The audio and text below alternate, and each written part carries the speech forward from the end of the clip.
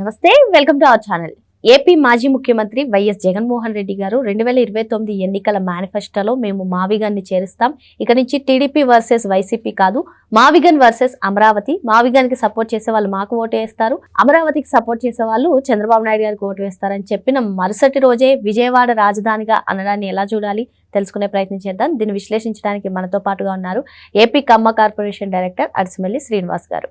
నమస్తే సార్. నమస్కారం అండి. సార్, వైసీపీ రాజధాని అంశంలో ఏ స్టాండ్ తీసుకుంటుందంటే అది $1 మిలియన్ ప్రశ్న అని చెప్పుకోవచ్చు సార్. మరి ఇటీవల జగన్మోహన్ రెడ్డి గారు మేము మావిగన్కి సపోర్ట్, ఎలక్షన్ల మేనిఫెస్టోలో కూడా మావిగన్ని చేరుస్తాం, మావిగన్ వర్సెస్ అమరావతి ఉంటుంది అని నెక్స్ట్ డేనే విజయవాడ రాజధానిగా ప్రతిపాదించాలని చెప్పి ఆయన అంటున్నారు. ఎలా చూడాలి ఈ అంశాన్ని? ఎలా చూడాలంటే అతనికి స్థిమితం లేదు పాపమని చూడాలండి. ఎందుకంటే రాజధాని ఇష్యూ కాదు, ఇంకా ఆల్రెడీ అమరావతి విషయంలో అసెంబ్లీ తీర్మానం జరిగింది. జగన్మోహన్ రెడ్డి సపోర్ట్ ఇచ్చాడు, అతను అధికారంలోకి వచ్చాడు, అతను ఎంత పెంట చేయాలనుకున్నా అంత చేశాడు, ఏమీ పీకలేకపోయాడు. కోర్టులో కూడా తన 3 రాజధానుల బిల్లు ఉపసంహరించుకున్నాడు. తర్వాత జనం అతను చీకొట్టారు, అతను ఓడించారు. ఇప్పుడు భారత ప్రభుత్వం రాష్ట్రపతి రాజముద్ర వేసింది, అమరావతి రాజధాని. ఇప్పుడే ఎందుకు వేశారు, అప్పుడేమైంది అన్నచ్చు. 10 ఏళ్ల పాటు ఉమ్మడి రాజధానిగా హైదరాబాద్ ఉంది కాబట్టి అది కూడా అయిపోయింది. కాబట్టి ఇప్పుడు రాజధాని నిర్ణయించాల్సిన అవసరం వచ్చింది కాబట్టి భారత పార్లమెంట్ ఆ నిర్ణయం తీసుకుంది. కాబట్టి ఇప్పుడు పార్లమెంట్ లో కూడా ఒక వైసీపీ తప్పిస్తే అందరూ దీనికి సపోర్ట్ చేశారు. అసలు వైసీపీ కూడా సపోర్ట్ చేసినా చేయకపోయినా ఇప్పుడు కరివేపాకు ఏం చేస్తారు, వేసుకోవాలి పేరుకి. వీళ్ళు పార్టీ పార్లమెంట్లో సభ్యులు ఉన్నారు, వాళ్ళు సపోర్ట్ చేస్తే అంత, చేయకపోతే అంత. మొత్తం దేశం అంతా సపోర్ట్ చేసింది, నీకు మాది స్థిమితం ఉన్నవాడు ఎవడో మాట్లాడు, రాజకీయ నాయకుడు బుర్ర బుద్ధి ఉన్నవాడు ఎవడో మాట్లాడు. అతనికి స్థిమితం లేదు కాబట్టి ఆ మాటలు మనం ఎక్కువ పట్టించుకోకూడదు. అర్థమైందా? ఏదో మాట్లాడుకున్నాళ్ళే, తెలియక మాట్లాడలే అని చెప్పి వదిలేరు అంతే. అతను కొంచెం అవివేకి, అజ్ఞాని కాబట్టి కొంచెం అతనికి బుర్ర తక్కువ అని అనుకుని వదిలేయాలి. కానీ అతను బుర్ర తక్కువ మాట్లాడలేదు అది. ఎందుకంటే అతని ఉద్దేశం ఏంటంటే అమరావతిలో వర్క్లో వేగం పెరిగింది, వాళ్ళు అనుకున్న సమయానికి ఐకానిక్ బిల్డింగ్స్ ఏమైనా పూర్తి అయిపోతాయి. మిగతా ప్రభుత్వ రంగ సంస్థలు అన్నీ వాటి పని చేసుకుంటూ ఉంటాయి. అంటే ఒక రూపురేఖలు ఏర్పడిపోతాయి. తర్వాత మిగతా డెవలప్మెంట్ ఏదైనా అంటే ప్రైవేట్ ఫ్లాట్స్ కొనుక్కోళ్ళు, అమ్మకాలు, కంపెనీలు ఇవన్నీ ఆటోమేటిక్గా అది ఇయర్స్ అలా పడుతుంది. ఇప్పుడు అవ్వకపోయినా ఒక 5 ఏళ్ళు 10 ఏళ్ళు అలా దాని అంతటా అది ఒక పరిణామ క్రమంలో జరుగుతుంది. ఇక దాన్ని ఆపలేడు అతను. ఆపలేని పరిస్థితుల్లో ఆఖరి ప్రయత్నంగా వాళ్ళని భయం పెట్టాలి, కొంచెం డిస్టర్బ్ చేయాలని. ఎందుకంటే సింగపూర్, చంద్రబాబు నాయుడు గారు సింగపూర్ వెళ్ళి వాళ్ళు వదిలేసి వెళ్ళిపోయి జగన్మోహన్ ఎల్లగొట్టేసాడు వాళ్ళని. వాళ్ళు మళ్ళీ బతిమల్లి తీసుకొచ్చాడు, ఆయన ఒప్పించి తీసుకొచ్చాడు. వాళ్ళు కూడా మర్యాదపూర్వకంగా ప్రతిపక్ష పార్టీ కదా అని కలిశారు. అక్కడ ఒళ్ళు మండిపోయింది అతనికి. అతను కూడా నోరు మూసుకూరుకున్నాడు, ఏం చేసేది ఏం లేదని. ఎందుకంటే 3 రాజధానులు అన్నాం, నష్టపు ఆలోచన చేస్తాం, అన్నీ అయిపోయి వైజాగ్ రాజధాని అన్నాం, అది పోయింది, కర్నూలు అన్నాం. ఇప్పుడు అందరికీ సమాధానం చెప్పలేకపోతున్నాడు. 3 రాజధానులు అన్నారు ఏంటంటే నోరు మూసుకుని పోయాడు, వైజాగ్ అన్నారు ఏంటంటే చెప్పలేకుండా పోతున్నాడు. అటు రాయలసీమ వాళ్ళకి సమాధానం చెప్పాలి ఇతను. ఈ డిస్టర్బెన్స్లో అతనికి కూడా బుర్ర చెడిపోయి అతను ఏం చేశాడంటే పిచ్చుకోపం వచ్చింది అతను. భయం లేకుండా మళ్ళీ వస్తున్నారు ఇటన్ని. నేను ఇంత చండాలంగా వ్యవహరించి వీళ్ళందరినీ ఎల్లగొట్టేశాను, మళ్ళా వస్తున్నారు వీళ్ళందరూ అని కోపం వస్తుంది సహజంగానే వచ్చి. అందుకనే ఈ మాటలు బావికన్నా మేము వస్తే మేము ఇలా చేస్తాం అది ఇది అంటున్నాడు అనమాట. వీళ్ళందరూ కూడా ఎలా చూసి మళ్ళీ వాళ్ళు పనాలు చేసుకుంటూ ఉంటారు. అంటే పొర అన్నట్టుగా.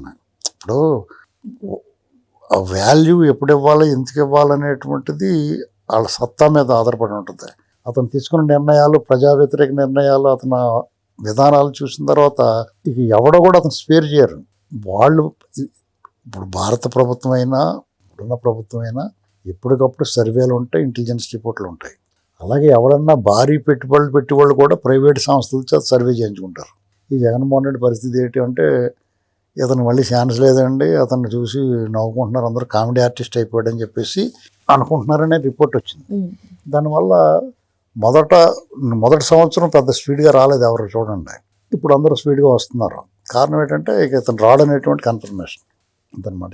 మళ్ళీ ఛాన్స్ లేదని ప్రజల అభిప్రాయం ఎలాగుందో అనేటువంటి తెలుసుకుంటారు అంతా. ఇతను తలకిందులుగా తప్ప చేసినా, పిల్లి మొగ్గలు వేసినా, మోకాళ్ళ యాత్ర చేసినా, ఏం చేసినా అతనికి ఛాన్స్ లేదు. ఎందుకంటే ఆ అవకాశాలన్నీ అతను డోర్స్ క్లోజ్ చేసుకుంటాడు. అతను ఓటం అనేటువంటిది అదే చివరి మజిలీ కాదు. గెలిపోవటం అన్నీ సహజంగా ఉంటాయి, సహజం. ఓడిపోయినవాడు పడిన గోడలు పడినట్టు ఉండవు. ఓడినవాడు మళ్ళీ గెలుస్తాడు, గెలిచిన వాడు అక్కడే ఉండడు, ఓటం కూడా ఎదురవుద్ది. అయితే ఇతను ఏం చేశాడంటే దానికి అతీతంగా వ్యవహరించాడు. గెలిచిన తర్వాత నా అంతటి వాళ్ళు లేడు అనుకున్నాడు. నాతోటి గెలుపు ఆకుర నేనే ఉంటాను అనుకున్నాడు. అది కాదురా బాబు, నీ విధి ఏం చెప్పిందంటే అది కాదురా బాబు, సిరితా వచ్చును సలలితముగా నారికేళ సలిలమ్మ పంగిన్, సిరితా పోయిన పోవును కరిమింగిని వెలగపొండు చందమున్ అని చెప్పేసి లక్ష్మి సంపద అధికారము ఎలా వస్తుందో మనకు తెలియకుండా కొబ్బరికాయలో నీళ్ళు వచ్చినట్టు వచ్చేస్తాయి. అది పోయినప్పుడు ఏనుగు మింగిని వెలగపొండు పండులా కొడితే అది మళ్ళీ విసర్జించినప్పుడు కాయలాగా కొడుతుంది కానీ లోపల గుంజుమాయమైపోద్ది.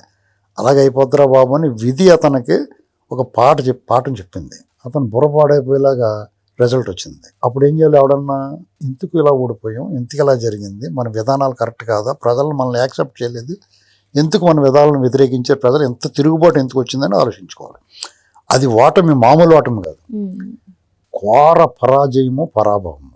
అప్పుడు ఏం చేయాలి, అతను దాన్ని ఒక సమీక్ష చేసుకుంటే అతని తప్పులు అతనికి తెలిసేవి. అయితే అతనిలో ఏ మార్పు రాలేదు, అతను సమీక్ష చేసుకోలేదు, అతను పశ్చాత్తాపం లేదు, పరివర్తన లేదు, ఏమీ లేదు. అదే విధానం కొనసాగిస్తున్నాడు, అదే మాటలు మాట్లాడుతున్నాడు, అదే తలకాయలు తీసేస్తానంటున్నాడు. 2024 నాటికి పరిస్థితి కంటే కొత్తగా మార్పు ఏం లేదు సరికదా, ఇంకా విపరీతాలు పెరిగినాయి. కాబట్టి అతను ఏ రకంగా వస్తాడని వాళ్ళ మనుషులు అనుకుంటలేదు, అతన్ని గుడ్డిగా ఫాలో అయ్యే వాళ్ళు కూడా అనుకుంటలేదు. వాళ్ళందరినీ సంతృప్తి పరచడానికి, వాళ్ళందరినీ మానసిక ఉల్లాసం కలిగించడానికి ఈ మాటలన్నీ మాట్లాడుతున్నాడు అతను. అంతే. వాళ్ళు కూడా చచ్చినోడి పెళ్ళికి వచ్చిందే కట్నం అన్నట్టుగానే ఏదో ఆనందిస్తుంది, ఎందుకంటే వాళ్ళకి వేరే దారి లేదు. ఇతను కలిగించే ఉపశమనం వాళ్ళ కార్యకర్తలకి, అతను ఫాలో అయ్యే వాళ్ళకి అతను కల్పించే ఎంటర్టైన్మెంట్ ఉపశమనం ఈ కూటమి ప్రభుత్వం కూడా కల్పిస్తే, వీళ్ళు కల్పించే ఉపశమనం అలాంటిదంటే నోటికొచ్చిన మాట్లాడిన వాళ్ళు ముడ్డి పగలు కొట్టడం, ఈపి చెట్లు కొట్టడం, లోపలేసి కుమ్మేయటం.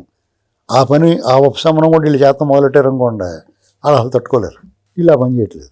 అదైనా చేసిన రావణం లేకపోతే ఎలాంటి అరెస్ట్ చేసి వాళ్ళని కూడా చాలా మర్యాదగానే రాష్ట్ర పర్యటన చేస్తున్నారు తప్ప వాళ్ళని హింసించట్లేదు. దానికే ప్రకాష్ రాజ్ లాంటి వచ్చి జస్ట్ ఆస్కింగ్ అని ప్రశ్నించి జనాలు చూస్తున్నారు అంటున్నాడు. జనాలు చూస్తున్నారండి, జగన్ చేసి శాస్త్రాలు చూస్తున్నారు, అతని విధ్వంసకర విధానాలు చూస్తున్నారు. అతను మొగుండు కొట్టు మొగసాలు ఎక్కినట్టుగా రాజధాని శ్మశానం అన్న వాళ్ళు పరిరక్షణ సమితి పెట్టి వెళ్తాం, తెలుగుదేశం ప్రధాన కార్యాలయాన్ని ధ్వంసం చేసిన వాళ్ళని కూడా వేసుకు తిరగటం చూస్తున్నారు, రౌడీ షీట్లని ఇతను పరామర్శించడం చూస్తున్నారు, సమాజానికి సంఘ వ్యతిరేక శక్తులకి ఈయన ఇచ్చే మద్దతు చూస్తున్నారు. ఇలాంటివన్నీ గమనిస్తున్నారు ప్రజలు. కాబట్టి అతనికి ఈసారి కూడా ఇవ్వమండి అంటున్నారు. అర్థమైందా? ఇలాంటి వాళ్ళు వెనకాల ప్రకాష్ రాజులోకి రావటం వల్ల ప్రకాష్ రాజు బొమ్మ కూడా అందరికీ అర్థమవుతుంది. ఎన్నాళ్ళు అతను ఒక సైడే చూడన్నాడు బాలకృష్ణ, అలాగే బాలకృష్ణ సినిమాలో అన్నాడు కదా, నువ్వు ఒక సైడే చూడకూడదు, రెండు వైపులో చూసి మాట్లాడాలా, వాళ్ళు మాట్లాడిన మాటలు తప్పురా బాబు అని మాట్లాడకూడదని చెప్పాలి. అవి చెప్పకుండా నువ్వు ట్వీట్లు వేసి అవి వేసి జస్ట్ ఆస్కింగ్ అంటే పొరా పుస్కి అంటారు. అదనమాట. మరో అంశంతో మళ్ళీ కలుద్దాం. Thank you sir.